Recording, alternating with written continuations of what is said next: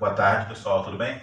Primeiramente, aí, desculpa pelo atraso, né? Estava numa correria, dando aula em Santa Cruz, 11h30. Meio-dia e 10 eu estava dentro do trem, mas, sei lá, eu dormi, acordei, li a Bíblia, o Alcorão, e ainda li a coluna penal do CAF, que não tinha chegado aqui ainda.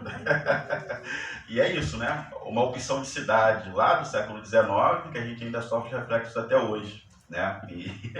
E dentro dessa fala aí do Bruno, enfim, antes de tudo queria agradecer, né, a professora Raquel, que eu conheci nessa jornada, agora a gente trabalha na mesma instituição, o Bruno, estou adorando participar dessa mesa, só está faltando a cervejinha, mas o Bruno não bebe, enfim, o Enéia, a esposa dele, né, enfim, pelo convite e por ter permitido esse encontro, né, com pessoas super bacanas, enfim. Meu pai está ali, minha cara. Veio me ligando, tava me perturbando. Cadê tu? Cadê tu? A pessoa acha que é meu irmão. Eu quero ficar coroa assim, filho. Maneiro, chegar assim eu vou ficar bem. A genética tá. Enfim. Eu sei que é o pai dele. Eu tô sabendo que ele odeia o Poderoso Chefão 3, né? Enfim. É um hate. Então, a gente acaba passando por essas. Enfim. Um reflexo de uma opção de cidade. Né? Estava em Santa Cruz, na cidade do Rio de Janeiro, e demorei algo em torno de 2 horas, né? Teve que eu já estava dentro do trem meio-dia e 10, mais de 2 horas para chegar aqui, né? Vim da Baía de Sepitiba à Baía de Guanabara, ou seja, reflexos, né? De uma opção de Estado oriunda lá do século XIX que nos atravessa ainda, né? Eu acho, me parece, né, nessa fala toda, e aí eu vou falar também até um pouco da minha formação, né? Assim como o Luiz Gama, eu sou geminiano, né? E ele, ao que tudo indica, ele é filho de uma ariana com ascendente escorpião, né? Ao que tudo indica. Eu fiz um mapa astral da mãe dele, a partir da fala do... O Luiz Gama, né, ele estava envolvido com várias questões, né, com a literatura, com direito, né, com jornalismo. E eu também, em certo sentido, estou atravessado por diversas questões, né? Formado em História, né, formado em Direito, advogado. Estou agora enveredando pelo caminho da segurança pública e da antropologia, mas tenho uma formação, né, por mim mesmo, desde a adolescência, muito atravessada pela filosofia. Então a minha fala vai estar muito pensando essas contradições todas, né? Pensando essa formação de país que não foi. É interessante pensar que a gente está perto aqui do Museu da Manhã, né? Aí tu pensa que o Museu da Manhã um passado muito mal resolvido, né? Um passado, inclusive, que é até esquecido. Né? A gente tem que pensar, talvez, esse Museu da Manhã dentro, né, de uma concepção atravessada por falar, olha, aqui é o local onde seres humanos foram escravizados, né, e foram sequestrados, né, eles pararam aqui, em certo sentido, porque a gente tem que pensar também que o museu, né, o que deve ser escolhido para ser lembrado é uma escolha política, né, o esquecimento de Gama, como a gente vem falando desde a segunda-feira, é uma escolha política também. Eu dou aula no curso de Direito, né, aula de Deontologia Jurídica, e hoje eu estava dando aula de metodologia científica e passei a semana perguntando aos alunos, né? Enfim, quem conhece o Luiz Gama, quem já ouviu falar? E esses alunos estão no 8º, 10º período, né? E ninguém lembra desse cara. Né? Lembra um pouco do Rui Barbosa, um dos responsáveis, inclusive, por apagar, né, grande parte da nossa memória. Ele ordenou que fosse queimado os documentos vinculados à escravidão. Então tem toda essa questão, né, de tentar apagar esse passado. E o século XIX me parece que é extremamente chave, porque no final das contas é lá que está o projeto de Estado que vivemos até hoje, né? Que atravessa esses nossos corpos, essas nossas vivências e o modo como a gente vai olhar, né, a nossa própria realidade e o outro.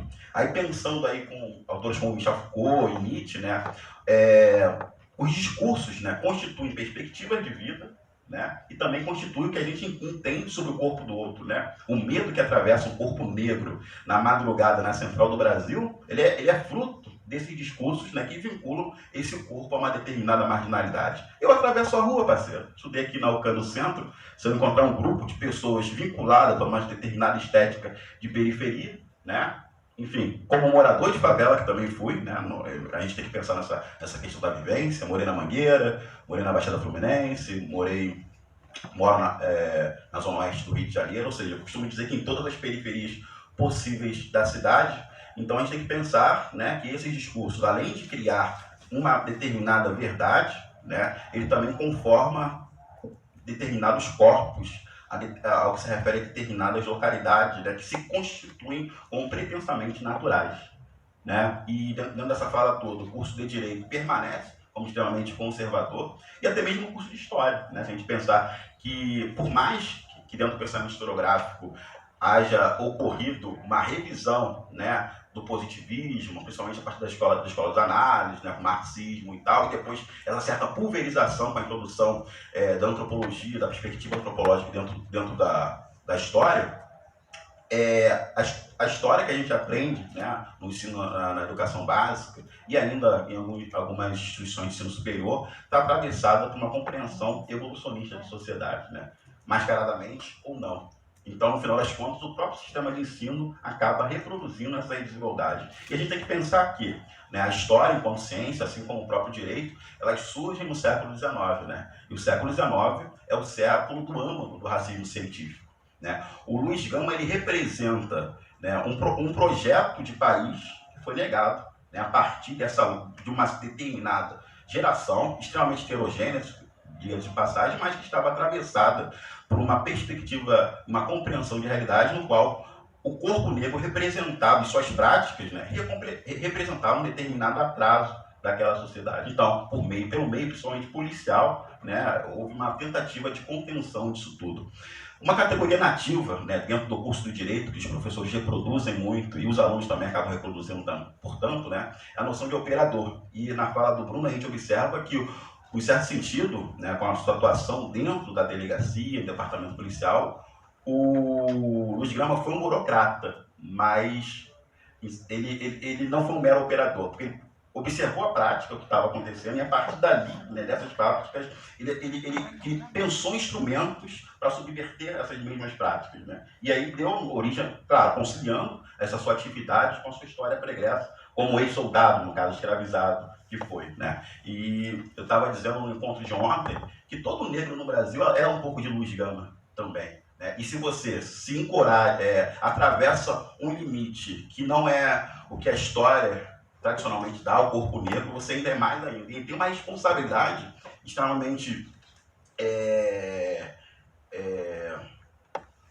extremamente contundente nesse sentido. Né? Eu estou hoje no curso de Direito, né, dentro da OAB, né, como presidente da Comissão de Igualdade Racial de Santa Cruz, né, a primeira Comissão de Igualdade Racial da subseção de Santa Cruz, e dentro do direito, né, do modos como o advogado opera, como a própria OAB opera, é muito fácil você esquecer, né, essas localidades onde você veio. Então é extremamente importante que muitas das vezes você use esse corpo como uma estratégia, né, de se pensar o local que você está, né, e como a sua estada ali, ela ressignifica aquela localidade. Porque é muito fácil também a gente encontrar, eu dizia ontem, pessoas, né, que têm uma origem humilde e tal, né, que tenham uma estética também que se assemelha a determinadas categorias étnicas, e elas são extremamente embranquecidas. Né? E aí a gente tem que pensar, né, que país é esse, né, e como a gente quer esse país. Uma coisa que é interessante pensar, né, geralmente a gente atribui determinadas questões ao próprio Estado e tal, mas a gente tem que pensar como as instituições operam. Né? E essas instituições elas operam a partir de pessoas, das atividades dessas pessoas. Como eu vinha dizendo, acho que a gente está do lado aqui de um imortal, né? Porque acho que o Bruno se imortaliza, e parabéns por essa sua iniciativa de fazer essa coletânea, né? E se dedicar a essa obra do Luiz Gama. Acho que me parece também, dando essa compreensão toda, que esse próprio ressurgimento do Gama, né, é também político. O apagamento foi político, né, atravessado por essa geração, principalmente entre 1870 e 1930, que criaram um projeto de país no qual o negro não estava ali, né?